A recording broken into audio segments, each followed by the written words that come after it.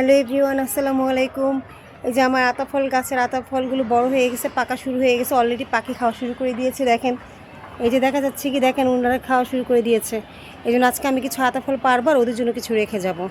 বিসমিল্লাহির রহমানির রহিম। এই যে দেখেন, মাশাআল্লাহ, এটা একদম পেকে গেছে, নরম হয়ে গেছে। এই যে দেখেন, মাশাআল্লাহ, এটা সাইজটাও কিন্তু অনেক বড়। দেখেন, আলহামদুলিল্লাহ, ছাদের কাছে আতা ফল ধরবে, এটা চিন্তা করা যায়? দেখেন, আলহামদুলিল্লাহ,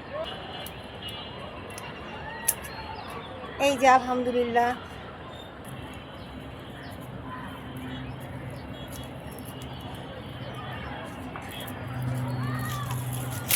উফ, যুদ্ধ করে আরেকটা পেরেছি। যদিও এটা ছাদের উপরে গাছ, কিন্তু এটা এত উপরে উঠছে, আমি আসলে আতা ফলগুলো কীভাবে পারবো বুঝতেছি না। দেখেন কত উঁচুতে। আমি তো পারার অনেক চেষ্টা করতেছি, কিন্তু এই যে আরেকটা। অবশেষে আমি আতা ফলগুলো পারতে সক্ষম হয়েছি।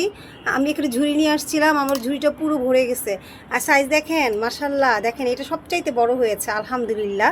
একটু কাছে থেকে দেখেন এটা কত বড় হয়েছে, আলহামদুলিল্লাহ। এরপর দেখেন এগুলোও কিন্তু অনেক বড় হয়েছে, মাশাল্লাহ।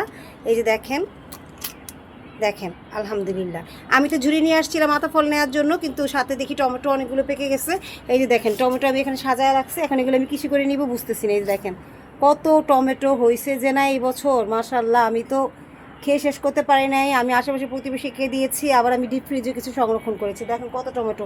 এখন আমি এগুলো কীভাবে নিয়ে যাব বাসায়? আমার ঝুড়ি তো ছোটো হয়ে গেছে এগুলোর জন্য। আপনারা ছাদ বাগান করবেন, ছাদ বাগান করলে এরকম প্রতিদিন কিছু না কিছু নিয়ে বাসায় যাবেন। এটা আসলে টাকা দিয়ে বিচার করলে হবে না, এটার খুশি অন্যরকম খুশি।